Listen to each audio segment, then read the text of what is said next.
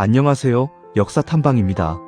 오늘은 조선시대의 최악의 전염병들을 알아보겠습니다. 바이러스라는 맨눈으로 볼 수 없습니다.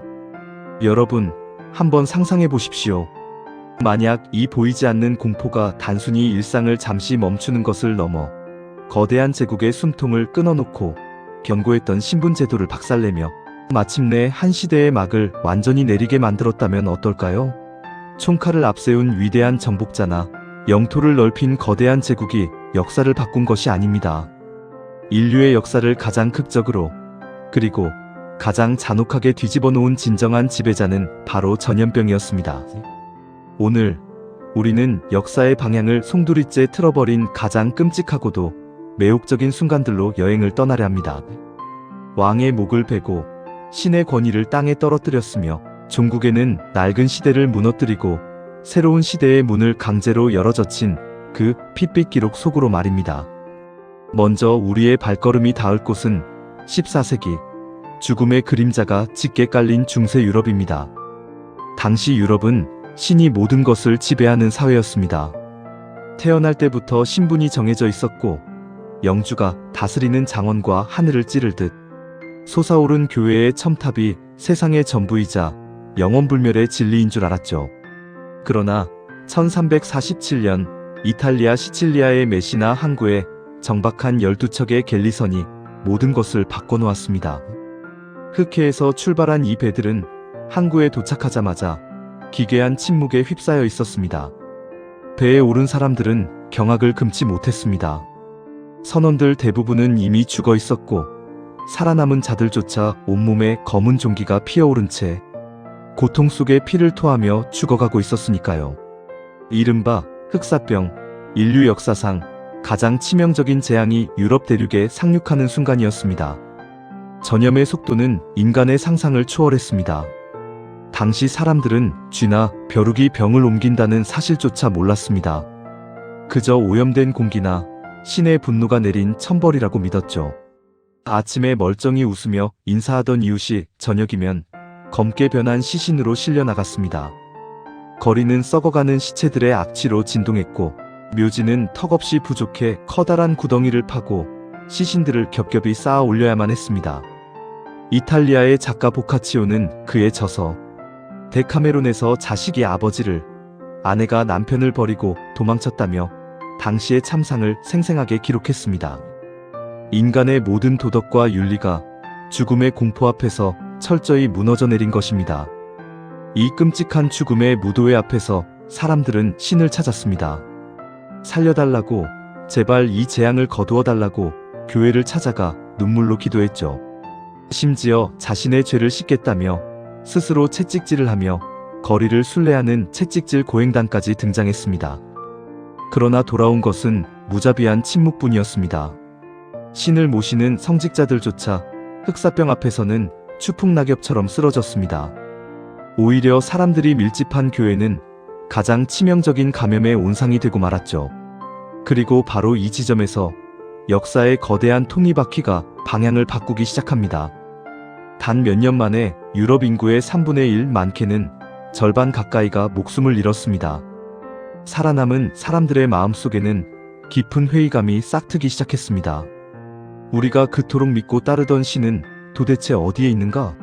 왜 착하고 신앙심 깊은 자들마저 끔찍하게 죽어가야 하는가? 1000년 동안 유럽인의 정신을 지배해온 교회의 절대적인 권위에 금이 가기 시작한 겁니다. 더욱 극적인 변화는 땅 위에서 일어났습니다. 인구가 절반으로 줄어들자 농사를 지을 사람이 턱없이 부족해졌습니다. 과거에는 영주가 땅을 빌려주고 농노들을 짐승처럼 부렸지만 이제는 상황이 역전된 것입니다. 일할 사람이 귀해지니 농노들의 몸값은 천정부지로 치솟았습니다. 농노들은 더 많은 임금과 더 나은 대우를 요구하기 시작했고 영주들은 이들의 요구를 들어주지 않고서는 자신의 땅을 유지할 수 없게 되었습니다. 수백 년간 절대 무너지지 않을 것 같았던 억압적인 장원 제도와 봉건주의가 바이러스라는 보이지 않는 망치에 의해 산산조각 나기 시작한 것입니다. 죽음 앞에서는 왕족도 귀족도 비천한 농노도 모두 평등하다는 충격적인 사실을 목격한 유럽인들, 그들은 점차 내세의 구원보다는 지금 당장의 현실과 인간 자신에게 눈을 돌리기 시작했습니다. 신 중심의 세계관이 무너진 그 폐허 위에서 인간의 가치와 이성을 탐구하는 거대한 문화, 부흥운동이 움트기 시작했으니 그것이 바로 르네상스입니다. 만약 흑사병이라는 절망적인 파괴가 없었다면 중세의 기나긴 암흑기는 훨씬 더 오래 지속되었을지도 모릅니다. 전염병이 중세라는 낡은 집을 무너뜨리고 근대라는 새로운 시대를 짓기 위한 터를 닦아놓은 셈입니다. 자, 이제 우리의 시선을 지구 반대편 한반도로 돌려보겠습니다. 흔히 우리는 고려 시대를 불교의 나라, 화려한 청자와 팔만대장경의 나라로 기억합니다. 잦은 외적의 침입에도 굴하지 않고 끈질기게 버텨낸 강인한 국가로 말이죠. 하지만 고려의 숨통을 가장 심하게 조인 것은 거란의 기병도 몽골의 말발굽도 아니었습니다. 고려의 멸망을 재촉한 진짜 그림자는 바로 수시로 창궐하던 역병이었습니다. 고려사를 펼쳐보면 역질이 돌았다, 질병으로 죽은 자가 길에 널렸다는 기록을 셀 수 없이 많이 찾아볼 수 있습니다. 특히 몽골과의 기나긴 전쟁 기간은 그야말로 지옥의 연장선이었습니다. 끊임없는 전란으로 백성들의 삶은 피폐해질 대로 피폐해졌고 굶주림에 지친 사람들은 면역력이 바닥에 떨어져 있었습니다. 영양실조에 걸린 수많은 난민들이 이리저리 흩어지면서 전염병은 마치 마른 풀에 불이 번지듯 걷잡을 수 없이 퍼져나갔습니다. 가장 끔찍했던 것은 전염병이 군대의 전투력마저 갉아먹었다는 사실입니다. 고려 무신정권 시절 최후는 몽골군의 침입을 피해 수도를 강화도로 옮깁니다. 사방이 바다로 둘러싸인 천혜의 요새, 몽골의 기병들조차 쉽게 건너지 못하는 안전한 피난처라고 믿었죠. 하지만 강화도라는 고립된 섬은 전염병에게는 더할 나위 없이 완벽한 배양 접시였습니다. 좁은 공간에 수많은 인파가 몰려들고 위생 상태는 최악이었습니다. 곧이어 무서운 전염병이 강화도를 휩쓸기 시작했습니다. 기록에 따르면 하루에도 수백 명씩 죽어나갔고 시체 썩는 냄새가 섬 전체를 뒤덮었다고 합니다. 외적과 싸워야 할 병사들이 칼 한 번 휘둘러 보지 못하고 이름 모를 열병에 걸려 피를 토하며 쓰러졌습니다. 전염병은 민심을 무너뜨리는 가장 확실한 무기였습니다. 몽골의 공격은 어떻게든 버텨보려 했던 백성들도 이유도 모른 채 가족들이 죽어가는 끔찍한 역병 앞에서는 속수무책으로 절망했습니다. 나라가 백성을 지켜주지 못한다는 극도의 불신, 하늘이 고려를 버렸다는 깊은 패배감, 역병은 고려 왕조의 통치 기반을 뿌리째 흔들어 놓았습니다. 후기 백성들을 위로하기 위해 팔만대장경을 조각하는 등 안간힘을 썼지만 부패한 권력과 멈추지 않는 전염병은 결국 새 시대에 대한 열망으로 이어졌습니다. 고려를 무너뜨린 것은 이성계의 위화도 회군이었을지 모르지만 이미 그 이전에 고려라는 거대한 나무의 뿌리를 썩게 만든 것은 수백 년간 이어져 온 역병의 저주였던 것입니다. 그렇다면 고려의 뒤를 이은 조선은 전염병의 공포로부터 안전했을까요? 안타깝게도 조선의 백성들을 기다리고 있던 것은 더욱 교활하고 잔혹한 얼굴을 한 살인마였습니다. 그 이름만 들어도 부모들의 심장을 덜컥 내려앉게 만들었던 공포의 대명사, 바로 천연두입니다. 조선시대 사람들은 천연두를 마마 또는 호구마마라 불렀습니다. 단순히 병이 아니라 무당이나 귀신처럼 두려워하고 숭배해야 할 불청객, 즉 손님으로 여겼던 것입니다. 그만큼 천연두는 인간의 힘으로는 도저히 어찌할 수 없는 절대적인 공포 그 자체였습니다. 천연두 바이러스는 신분 고하를 가리지 않는 가장 민주적인 살인마였습니다. 쓰러져가는 초가집의 천민부터 구중궁궐의 왕족까지 마마의 발길이 닿는 곳에는 예외 없이 죽음의 곡소리가 울려 퍼졌습니다. 조선의 임금들도 이 공포에서 자유로울 수 없었습니다. 광해군, 효종, 숙종 등 여러 임금이 마마에 걸려 생사를 오갔고 어린 왕세자들이 마마를 이겨내지 못하고 목숨을 잃는 일도 비일비재했습니다.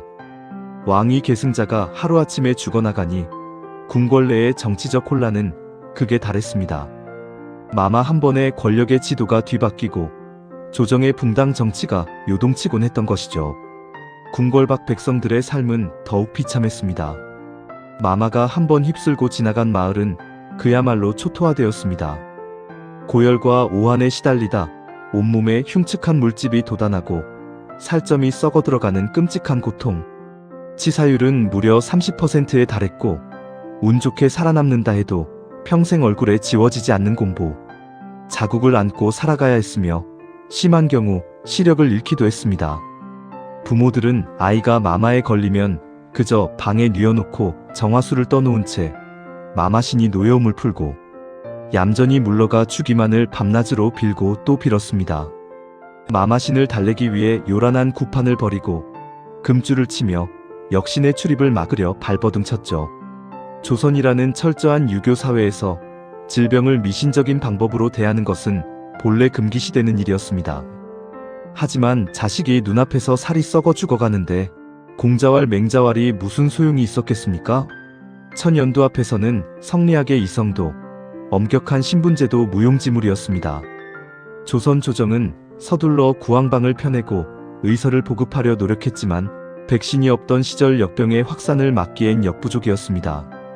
마을 간의 이동이 통제되고 감염된 자들은 산속으로 쫓겨나거나 문이 못 박힌 채 굶어 죽기를 기다려야 했습니다. 전염병은 조선의 경제를 마비시켰고 국력을 바닥까지 쇠약하게 만들었습니다. 우리가 흔히 조선의 멸망을 외세의 침탈과 내부의 부패에서 찾지만 사실 조선 민중의 삶을 가장 깊은 곳에서부터 파괴하고 국가의 뿌리를 병들게 한 것은 수백 년 동안 지독하게 따라다닌 이 마마라는 보이지 않는 재앙이었습니다.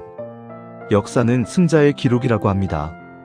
그래서 우리는 위대한 장군들의 무용담이나 영토를 정복한 제국의 화려한 연대기에 열광하곤 하죠. 하지만 진실의 이면을 들여다보면 인간이 써내려간 역사의 구비구비마다 그 흐름을 완전히 뒤엎어버린 보이지 않는 손이 존재했습니다.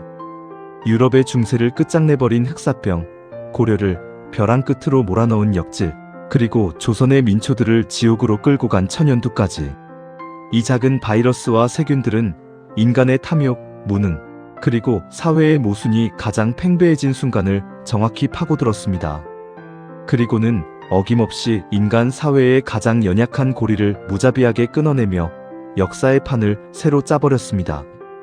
전염병은 단순히 사람의 목숨을 앗아가는 의학적 비극을 넘어 한 시대의 정치, 경제, 철학을 산산조각내는 궁극의 심판관이었던 셈입니다. 끝까지 시청해주셔서 감사합니다.